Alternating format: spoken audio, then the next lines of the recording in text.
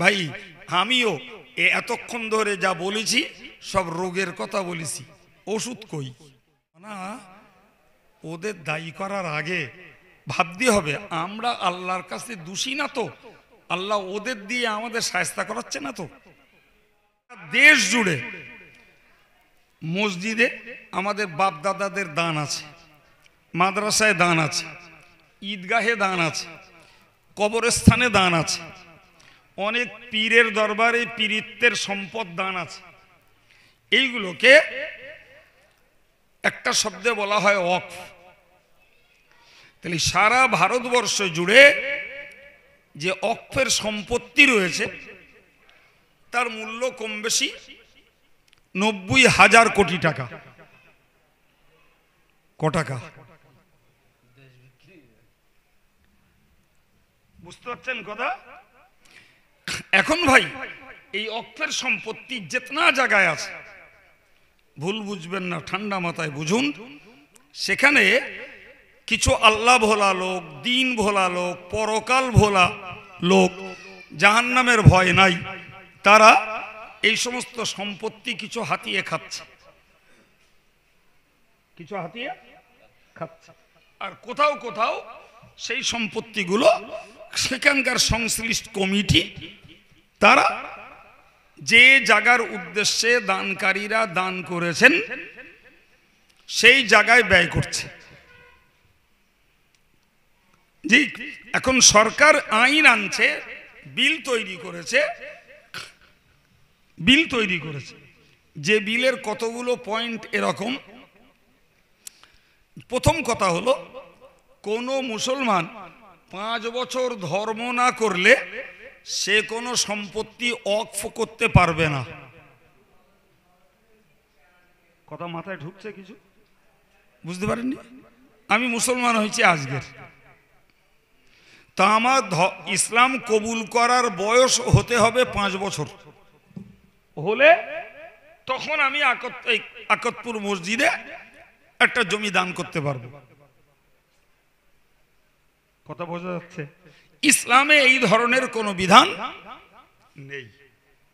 এই বিধানটা সরকারের করার অর্থ হলো যে কোনো নবমুসলিম তিনি যদি ইসলামকে কবুল করে ইসলামকে ভালোবেসে, তার বিরাট সম্পদ আছে, তিনি দুমদাম কিছু দান ধান করে দিলেন। যেহেতু তার ধর্ম করার বয়স 5 বছর হয়নি, অতএব তার ওয়াকফ গ্রহণ করা হবে না, তার ওয়াকফ করার অধিকার নেই। এটা সম্পূর্ণ ইসলাম বিরোধী। ইসলামের বিধান হলো যে সাবালেগ হয়ে গেলে তার সম্পত্তি সে দান করতে পারে। কথা বোঝা যাচ্ছে কি? 2 নম্বর, অনেক মসজিদ আছে যাকে বলা হয় ওয়াকফ আলাল আওলাদ। আমরা স্বাভাবিকভাবে বলি ওয়াকফে আওলাদ। তার মানে যিনি দান করে গেছেন তিনি সন্তানদের জন্য নামে দিয়ে গেছেন, কিন্তু সন্তানরা উপভোগ করতে পারবে না, তা থেকে খেতে পারবে না, বিক্রি করতে পারবে না, নতুন করে দান করতে পারবে না, হস্তান্তর করতে পারবে না। এই দায়িত্বটা পালন করবে আওলাদেরা, কিন্তু যে উদ্দেশ্যে দান করেছেন ব্যয় হবে সেখানে। এটা হলো ওয়াকফে আওলাদ। সরকার যে বিল তৈরি করেছে সে বিলে লেখা হয়েছে যে কোনো ব্যক্তি তার সম্পদকে তার উত্তরাধিকারী, বিশেষ করে মেয়েদের পাওনা গন্ডা বুঝে না দিয়ে ওয়াকফ করতে পারবে না। স্বাভাবিকভাবে দেশের লোক বুঝছে না, সরকার তো খারাপ বলছে না, সরকার তো মেয়েদের হকটা ফারাজটা বুঝে দিতে বলছে, কিন্তু মাঝখানে একটা মারাত্মক সূক্ষ্ম পার্থক্য আছে। সেটি হলো এটাই যে একটা লোক বেঁচে থাকা পর্যন্ত তার সম্পত্তি সে ওয়াকফ করতে পারে। মেয়েদের ফারাজ পাওয়ার প্রশ্ন মালিক মরে গেলে, বাপ মরে গেলে, তার আগে না। বুঝতে পেরেছেন? এই যে সূক্ষ্ম পার্থক্য, এইটা কিন্তু সাধারণ লোক আর সাধারণ শিক্ষিতরা জানে না। যে ফারাজ চালু হয় যিনি মালিক, প্রপার্টির যিনি অধিকারী, তার ইন্তেকালের বাদে, কিন্তু তার আগে যদি তিনি নিজ ইচ্ছায় মসজিদ মাদ্রাসায় কিছু দান ধান করেন, এখানে ছেলে মেয়েদের বাধা দেওয়ার কোনো অধিকার নাই। কথা বুঝতে পারছেন? জি। 3 নম্বর, ভাই এ পর্যন্ত এই অক্ফের যত সম্পত্তি, তো সেখানকার সংশ্লিষ্ট কমিটি যারা, তারাই সেটার ব্যবহার করে। সরকার এখন বিল এনেছে যে এটা এদের হাতে থাকবে না, যারা সরকারি রাজস্ব আদায় করে এদের হাতে দিয়ে দিতে হবে। ওরা ওইটাকে যেভাবে ইচ্ছা সেভাবে ব্যবহার করবে। আচ্ছা বলুন তো, একটা মুসলিম পূর্বপুরুষ যিনি দান করেছেন তার একটা উদ্দেশ্য আছে।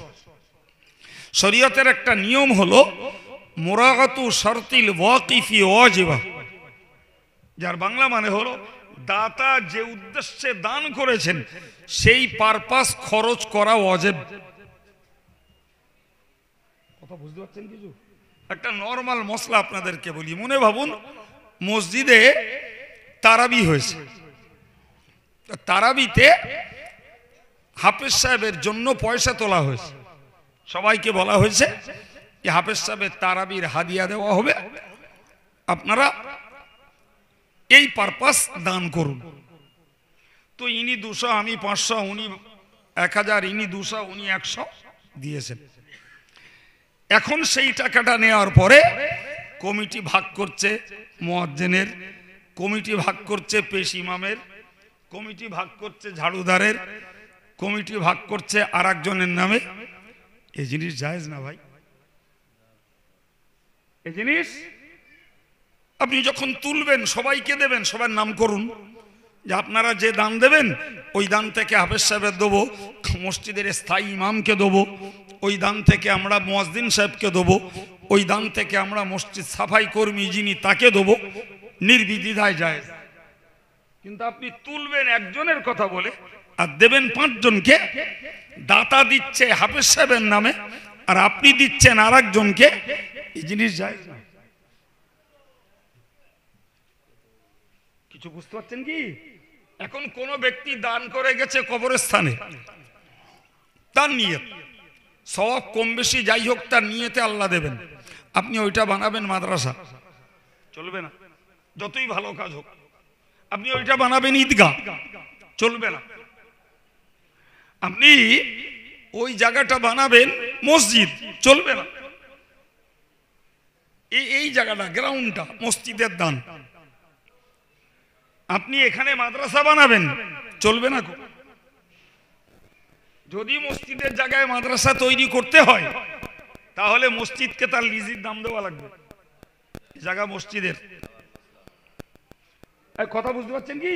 এখন অক্ফের সম্পত্তি আমাদের পূর্বপুরুষ বাপদাদারা দান করে গেছেন, এখন যদি সেইটা সরকারের রাজস্ব কর্মীর দায়িত্বে চলে যায়, এই মশলার কি বোঝে সে? এই কথা বুঝতে পারছেন কি?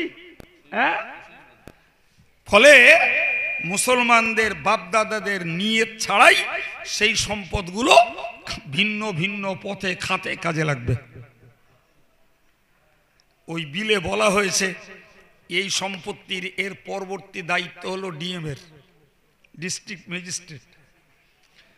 ডিস্ট্রিক্ট ম্যাজিস্ট্রেট এর সমস্যার সমাধান করবে, এর খরচের খাত বিলি বন্টন করবে, ইত্যাদি ইত্যাদি। সব থেকে মারাত্মক হলো বলা হয়েছে এর যে বডি কমিটি আছে, প্রত্যেকটা কমিটি 2টো করে অমুসলিম রাখতে হবে, তারা হবে সদস্য। কথা বোঝা যাচ্ছে? আমি এই কথাগুলো বিস্তার করে এই জন্যই বললাম, যেহেতু কারেন্ট রানিং এ এটা চলছে, তাই আমি এরপরে বলছি ভাই সার কথায় এতগুলো কথা বুঝবার পরে আমাদেরকে একটা বিশ্বাস তৈরি করতে হয় যে অন্তত পক্ষে এই সরকার গদিতে আসার পর থেকে একের পর এক একের পর এক একের পর এক মুসলমানদেরকে কিভাবে জব্দ করা যায়, এদেরকে কি করে কোণঠাসা করা যায়, এদেরকে কি করে চাপের মাঝখানে রাখা যায়, এই অপচেষ্টা চালিয়েই যাচ্ছে। কথা বোঝা গেছে কি? জি, আপনাদের একটা কথা নিশ্চয়ই মনে থাকবে ভাই, এই যে এনআরসির হাওয়া তুলল, সে এখনো ওদের পকেটে আছে, সময় হলে আবার বার করবে। আর সেই ছবলে হাফেজ সাহেব, মৌলানা সাহেব, ডাক্তার, মাস্টার, আমরা সব রকমের লোক ডকুমেন্টস গুলো কারেকশন করতে ওই রকম দৌড়িছি আর ওইরকম কষ্ট করেছি। এর উদ্দেশ্যটা কি? আপনি অবাক হয়ে যাবেন, বাংলাদেশ থেকে যে সমস্ত অমুসলিমরা এসছে তাদেরকে রীতিমতো শরণার্থী বলে তাদেরকে আশ্রয় দেওয়া, জায়গা দেওয়া, এবং তাদের নাগরিকত্বের প্রমাণপঞ্জি তৈরি করে দেওয়া, সবটাই ওকে। আর বাংলাদেশ, আফগানিস্তান আর পাকিস্তান থেকে কোনো মুসলমান যদি এই দেশে ঢোকে, তারা শরণার্থী না, তারা হলো অনুপ্রবেশকারী। অতএব শরণার্থীদের জন্য জামাই আদর, আর অনুপ্রবেশকারীদের জন্য সিদ্ধান্ত হলো এদেশ ছাড়ো, তোমার দেশে চলে যাও। শুনতে পাচ্ছেন কি? এখন এদেশ থেকে দিল বর্ডারে, আর ও দেশও সাপোর্ট নিল না। এই লোকগুলোর বর্ডারে বিবি বাচ্চা নিয়ে না খেয়ে শুকিয়ে মরণ ছাড়া দ্বিতীয় রাস্তা নাই। এও এই সরকারের কাজ।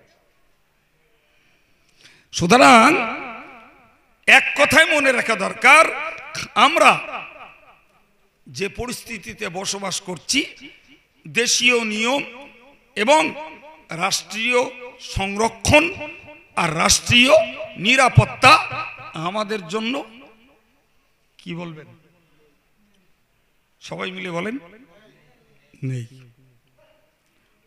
ভাই।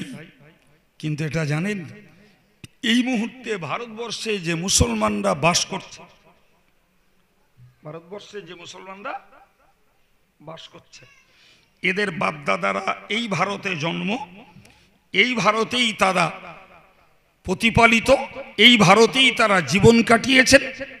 তারা আমাদের দাদারা, পরদাদারা, আমাদের আব্বারা, এখন প্রজন্মটা আমাদের, এর পরের প্রজন্ম আলাদা।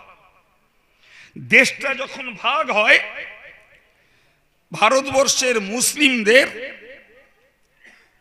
ভারতবর্ষের মুসলিমদেরকে জিজ্ঞাসা করা হয়েছিল, তোমরা ভারত চাও না পাকিস্তান চাও? কথা বুঝতে পারছেন কি ভাই?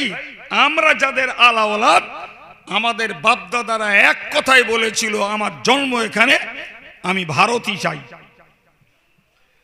যারা এটাকে সাপোর্ট নেয়নি, তারাই এখান থেকে চলে গেছে পাকিস্তানে। বাবু, এই ভারতবর্ষে থাকা আমাদের বাপদাদা পূর্বপুরুষরাই, আর আমাদের দেশের আলেম ওলামা, পীর ওলি বুজুর্গরা জাতি ধর্ম বর্ণ নির্বিশেষে এই দেশ থেকে ইংরেজদের তাড়াতে রক্ত দিয়েছে, শহীদ হয়েছে, ফাঁসির দড়ি গলায় পড়েছে।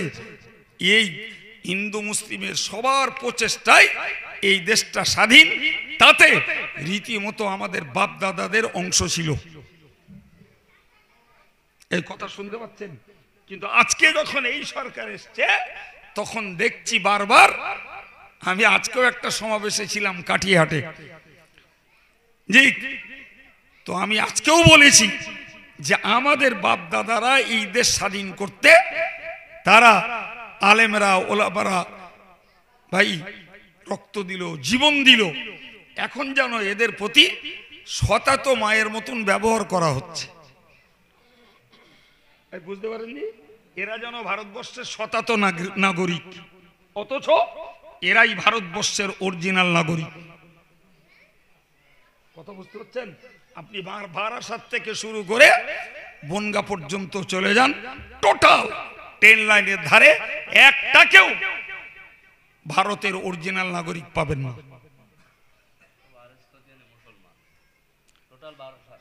কথা বুঝে আসছে কি? অথচ তাদের লেখাপড়া, তাদের চাকরি, তাদের ব্যবসা, তাদের বাড়িঘর সবগুলো একদম স্থায়ী হয়ে গেছে। একদম তাদের দাপট কি বাবু? তাদের পেপারস পত্র ঠিক না থাকলে তারা লেখাপড়া বেশি করতে পারে, পেপারস পত্র ঠিক না থাকলে তারা চাকরি করতে পারে, কথা বলেন? হ্যাঁ, সব তাদের ওকে, অথচ তারা এখানকার কেউ না। এই যে জুলুমবাজি, এই যে অত্যাচার, এই যে অবিচার চলছে, ভাই আমিও এতক্ষণ ধরে যা বলেছি সব রোগের কথা বলেছি, ওষুধ কই? বলেন বলেন। আমার আল্লাহ পাক কোরআন শরীফে বলেছেন, আল্লাযীনা আমানু ওয়া লাম ইয়ালবিসু ঈমানাহুম বিযুলমিন উলাইকা লাহুমুল আমনু ওয়া হুম মুহতাদুন।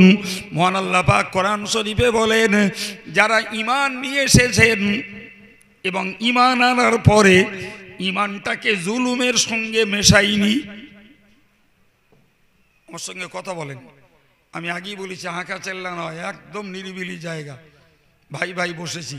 ঈমান আনার পরে ঈমানের সঙ্গে কি মিশাইনি বাবা? জোরে বলেন। জুলুম। আচ্ছা, জুলুম শব্দটা আরবি, কিন্তু আমাদের কাছে বাংলার মতো পরিচিত না। যারে তারে বলে, এই তুই জুলুম করছিস কেন? অথচ জুলুম শব্দটা আরবি, যার বাংলা মানে হলো অত্যাচার।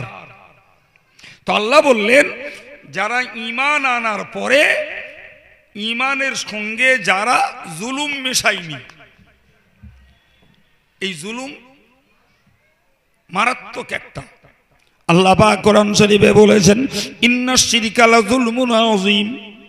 সবথেকে গুরুতর জুলুম হলো আল্লাহর সঙ্গে কাউকে পার্টনার বানানো, আল্লাহর সঙ্গে কাউকে অংশীদার বানানো। আল্লাহর যে গুণ, ওই গুণ আল্লাহ সৃষ্টির কারোর মধ্যে রয়েছে, এই বিশ্বাসটাও আল্লাহর প্রতি জুলুমবাজি। কথা বুঝে আসছে? এই জায়গায় দাঁড়িয়ে বলুন, আপনারা কম জানতে পারেন, যেহেতু গ্রামের মানুষ চাষবাস করেন, খেটে খুটে খান, আলাদা জিনিস। যারা একটু বাইরে ঘরে ঘরে তারা জানে। আচ্ছা বলুন তো ভাই, ইসলামে আল্লাহ ছাড়া আর কাউকে সেজদা করা যায়? যায় না। আপনি একটু ঘুরে আসুন, লক্ষ লক্ষ মুসলমান কলেমা পড়ছে, টাইমলি নামাজ পড়ছে, জি দাঁড়িয়ে আছে, মাথায় টুপিও দেয় অনেকে, রীতিমতো যে মাজারে সেজদা করছে। আপনি বেশি দূর যেতে হবে না তো, আজকে জুমার দিন গেছে না, আপনি যদি গতকাল রাতে আর আজকে জুমার সময় হাড়োয়ায় যেতেন, ওখানেই প্রমাণ হতো যে হাজার হাজার মুসলমান পুরুষ এবং মহিলারা পীর আব্বাস আলী রহমতুল্লাহ আলাইহির মাজারে যেয়ে ঘন্টা কাটছে। তাহলে আল্লাহর হুকুম ছিল তুমি মসজিদে যে সেজদা করো আল্লাহর জন্য, এরা মসজিদ ছেড়ে দিয়ে মাজারে গেছে। তাহলে ঈমানের সঙ্গে এরা জুলুমটা মিশিয়েছে না মেশাইনি? আপনি চলে যান বোম্বে হাজিয়ালিতে, চলে যান মালাঙ্গে, আপনি চলে যান গুজরাটের আহমেদাবাদে, জি আপনি চলে যান দিল্লিতে মটকা পীরের মাজারে, আপনি দেখে আসুন হার রোজ হাজার হাজার লোক সেখানে বেঈমান হচ্ছে। অথচ পারিবারিক ভাবে মুসলমান, নামে মুসলমান, কলেমা দাবি পড়ে দাবি করছে মুসলমান, কিছু গেটআপ আছে সেগুলোও মুসলমান, কিন্তু কাজগুলো প্রকাশ্য প্রমাণ করছে এরা আল্লাহর সঙ্গে অন্যকে শরিকদার বানিয়েছে। ওরা হায়াত দেবে, ওরা সন্তান দেবে, ওদের কাছে হাজত করলে, মান্নত করলে রোগ সেরে যাবে। ভাই এগুলো কি আল্লাহর সঙ্গে পার্টনার নয়? হ্যাঁ না বলেন। সম্মানিত ভাইরা আমার, মনে রাখুন, আমার আল্লাহ বললেন যদি তোমরা ঈমান আনার পরে জুলুমবাজিটা না করো, ঈমান আনার পরে যদি ঈমানের সঙ্গে জুলুমকে যদি না মিশিয়ে ফেলো, তাহলে তোমাদের একটা পুরস্কার আছে। পুরস্কারটা পরে বলছি। সত্যকারের মুসলমান ঈমানের সঙ্গে জুলুমবাজি মিশিয়ে ফেলেছে কিনা একটু পরীক্ষা করছি। একটু ভাই ভাই আলোচনা। তাহলে বড় জুলুম কি বলেছি বাবা? এই কি বলেছি? এক্ষুনি তো বললাম মারাত্মক জুলুম কি? শিরক। মারাত্মক জুলুম কি? শিরক। যেটাকে আমি আপনাদের বোঝানোর জন্য বলেছি পার্টনার। পার্টনারটা আমরা ভালো বুঝি। জি, জালাল আমার পার্টনার, আবেদ আলী আমার পার্টনার, তার মানে একই কাজের একটা ভাগিদার, এর পার্টনার বলে। তো যারা আল্লাহরে বাদ দিয়ে মাজারে সেজদা করছে, তাহলে আল্লাহর পার্টনার বানিয়েছে ওই কবরের পীর অলি গুলোরে। এটাই হলো কি বলেছি বলেন, সব থেকে বড় জুলুম। এটাই হলো বড় জুলুম। আর এই বড় জুলুমটার কোরআনী নাম হলো, এবার বলে, শিরক। সম্মানিত ভাইরা আমার, ভালো করে বুঝুন। এর পরের জুলুম হলো যে কাজগুলোকে মহান আল্লাহ নিষেধ করে দিয়েছেন, সুদ নিষেধ, মদ নিষেধ, গান নিষেধ, জোয়া নিষেধ, মিথ্যাচারিতা নিষেধ, জেনা ব্যভিচার নিষেধ, লটারি নিষেধ, নারী জাতির বেপরদা নিষেধ, নারী পুরুষের গালিগুলোজ নিষেধ। এই নিষেধের কাজগুলোকে আল্লাহর হুকুমকে তোয়াক্কা না করে যারা করে, এরাও আল্লাহর প্রতি জুলুম করলো। এরাও কি করেছে? কথা বোঝা যাচ্ছে কিছু? আলহাজ হাফেজ জালাল উদ্দিন সাহেব ধরুন মাদ্রাসার শিক্ষক, মাদ্রাসায় 20টা ছাত্র আছে, জি।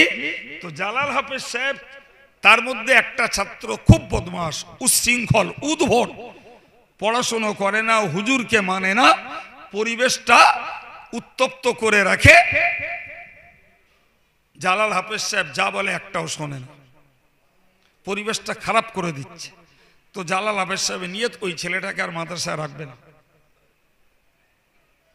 ছেলেটাকে মাদ্রাসায় রাখবে না। তার পক্ষে দুটো লোক ওকালতি করে বলছে, ও পড়ুক, বদমাইশি করুক, উচ্ছৃঙ্খল করুক, আর হাফেজ সাহেব তোমারে মানুক আর না মানুক, ওর মাদ্রাসায় রাখতেই হবে। এটা কি? এর নাম জুলুম। এর নাম কিরকমটা এবার বুঝুন। আল্লাহ, আমরা তোমার নামাজ পড়বো না, তোমার রোজা রাখবো না, তোমার হুকুমের যাকাত দেব না, টাকা আছে হজ করব না, উপরন্তু তুমি সুদ না নিষেধ করেছো ওইটা খাবো, তুমি জুয়া নিষেধ করেছো ওইটা খেলবো, তুমি মদ নিষেধ করেছো ওইটা খাবো, তুমি নিষেধ করেছো লটারি, ওইটা করব। ঠিক, ফের তোমার জমিনে বাস করব, তোমার সূর্যের তাপ নেব, তোমার মুক্ত বাতাস থেকে অক্সিজেন নেব, তোমার মেঘমালার বৃষ্টি নেব, তোমার জমিনের উৎপন্ন ফসল খাবো। এবার বলেন, জুলুম হবে না? হবে না? আমার কথা বোঝাতে পেরেছি? হাফেজ সাহেবের উদাহরণটা ওই জন্যই দিলাম। বাস করছি কোথায়? কার জমিন এটা? ওই অক্সিজেন কোথা থেকে আসে? বাতাস থেকে। কে সৃষ্টি করে? বাইরে এই দেশে পঞ্চায়েত বলে, দেখেন না, গাছ লাগান, প্রাণ বাঁচান। দেখেছেন? চোখে পড়েছে কোনোদিন? কেন বলে? আমরা এই যে বিশুদ্ধ নিঃশ্বাসটা টানি, ইংরেজিতে একে বলে অক্সিজেন। আর যে নিঃশ্বাসটা আমরা ছাড়ি, এইটাকে ইংরেজিতে বলে কার্বন ডাই অক্সাইড। এটা বিষাক্ত। যে জন্য চায়ে, পানিতে, চায়ে ফু দিয়ে খেতে নেই। পানির গ্লাস নিয়ে যদি 3 ঢোকে পান করি, গ্লাসটা সরিয়ে নিতে হয়, আমার এই বিষাক্ত নিঃশ্বাসটা পানিতে না পড়ে। তো আমরা যে নিঃশ্বাসটা বিষাক্ত তৈরি করে ছেড়ে দেই, এটা গাছপালারা টানে। সুবহানাল্লাহ বলেন। খোদাই সিস্টেম। গাছপালা ওইটা শুদ্ধ করে ছেড়ে দেয়, আমরা টানি, এটাই হলো অক্সিজেন। সুবহানাল্লাহ। এ ব্যবস্থা কার? ভাইরে, আমরা তো মজা দেখছি এখানে বসে। সুন্দরবনের জঙ্গল, সিলেটের জঙ্গল, আফ্রিকার জঙ্গল, আমাজনের জঙ্গল আল্লাহ এমনি বানায়নি। আল্লাহু আকবার। এই জঙ্গলগুলো আল্লাহ বানিয়েছেন প্রাণীর শ্বাস প্রশ্বাস যোগান দেওয়ার জন্য। আপনি জানেন সারা পৃথিবীর প্রাণীদের যত অক্সিজেন লাগে, তো 100% অক্সিজেনের শুধু আমাজনের জঙ্গল থেকে 30% অক্সিজেন তৈরি হয় গোটা বিশ্বের একটা জঙ্গল থেকে। আমরা তো সারা জীবন শুনলুম, সারা জীবন সুন্দরবন সুন্দরবন সুন্দরবন, কে গেছেন জানি না আর কে তার হিসেব নিয়েছেন জানি না। জানেন সুন্দরবনের এরিয়া হলো 10,500 মাইল। ও কি মনে করেছেন আমাদের পুকুর পাড়ের বাঁশবাগান? 10,500 মাইল ভাবতে পারা যায়? তার 4,000 ভারতে আর বাকিটা বাংলাদেশে। কিসের জন্য ফাউ বানিয়েছে আল্লাহ? কিসের জন্য? এই বিশুদ্ধ শ্বাস প্রশ্বাস তৈরি করার জন্য। সুতরাং আল্লাহর জমিনে বাস করছি, আল্লাহর উৎপাদিত শ্বাস প্রশ্বাস গ্রহণ করছি, আল্লাহর জমিনে ফসল ফলিয়ে খাচ্ছি, মেঘমালা থেকে আল্লাহ বৃষ্টি দিচ্ছেন সেটা ভোগ করছি ভাই। আর আল্লাহর আদেশ পালন করছি না, আল্লাহ যেটা নিষেধ করেছেন সেটা কি জেদ করে আলেমরা ইমামরা হুজুররা নিষেধ করলেও পরোয়ানি, আমার যা করার তা করছি। এবার বলুন এটি আল্লাহর প্রতি জুলুমবাজি হচ্ছে না হয় না? এবার শুনুন কোরআন কি বলছে। আল্লাহ পাকের কোরআন বলছে, আল্লাযীনা আমানু ওয়া লাম ইয়ালবিসু ঈমানাহুম বিযুলমিন উলাইকা লাহুমুল আমনু ওয়া হুম মুহতাদুন। যারা ঈমান নিয়ে এসেছে এবং ঈমানের সঙ্গে যারা জুলুমকে মেশায়নি, এদের জন্য রয়েছে নিরাপত্তা। সুবহানাল্লাহ বলুন, মুখস্থ করুন। ঈমান এনেছে, জুলুম করিনি আল্লাহর উপরে, শিরক করেও জুলুম করিনি, হারামের কাজ করেও জুলুম। আল্লাহ বললেন তাদের জন্য রয়েছে নিরাপত্তা। কি রয়েছে? উল্টোটা বুঝুন, আমি ঈমান আনবো, ফের বড় জুলুম শিরকও করব, আর তার তুলনায় নিচের জুলুম হারামও করব, আল্লাহর পক্ষ থেকে নিরাপত্তা আছে বাপ? থাকবে? কোরআন বলছি সূক্ষ্ম চিন্তায় থাকবে নিরাপত্তা? হ্যাঁ, এবার একটু অঙ্ক কষে বলুন তো, যা জানেন তার ভিত্তিতে বলুন। ঈমান আনার পরে জুলুম তথা শিরক না করে নেকির কাজ করার দলে লোক বেশি না জুলুম করার দলের লোক বেশি? আপনাদের জ্ঞানে বলুন। সারা পৃথিবী খোঁজ দেবে না বাপ, যে যেখানে বাস করে সেখানকার অঙ্ক কষলেই বাকি অঙ্কটা তার উপরে অনুমান করলে হয়ে যাবে। আমার গ্রামে যদি ফর এক্সাম্পল 1,000 লোক বাস করে, কথার কথা, তো খোঁজ করলে দেখা যাবে মেয়ে মরদ মিলে সাবালেক সাবালিকা ওই শতিনিক হয়তো নামাজ কালাম পড়ে, কম বেশি হিসাব হতেই পারে, বাকি 600-700 পড়ে না। ভুল বললো মনে হচ্ছে নাকি? হ্যাঁ, তাহলে এই জায়গাটায় দাঁড়িয়ে যদি বিচার করা হয় তাহলে সারা পৃথিবীর রেকর্ড একই, সারা পৃথিবীর রেকর্ড একই, যে ঈমান আনার পরে নেক আমল দ্বারা জীবনটাকে পূর্ণ করা আর পাপ আচরণটাকে জীবন থেকে বাদ দেওয়া এলো সংখ্যা 1/3, 3/1 তাও সব জায়গায় হবে না, সব জায়গায় হবে না। আমি এমনও মসজিদে নামাজ পড়েছি, ওক্তীয় নামাজ, যেই ইমাম সেই মুয়াজ্জিন সেইটি মুক্তাদি। কজন হলো? আশ্চর্য।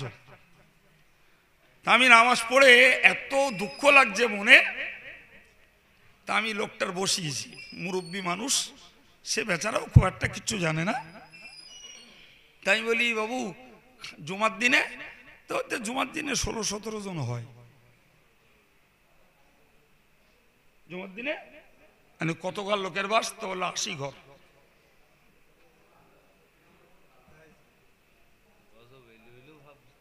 আপনি কি বলছেন? কি বলছেন? কি বলছেন? যে অত্যাচারীরা ইমানদার মুসলমান দাড়িওয়ালা টুপিওয়ালা এদের উপরে যে অত্যাচার করছে ভাই, এর জন্য 16 আনা ওদের দায়ী করার আগে ভাবতে হবে আমরা আল্লাহর কাছে দোষী না তো? আল্লাহ ওদের দিয়ে আমাদের শায়েস্তা করাচ্ছে না তো?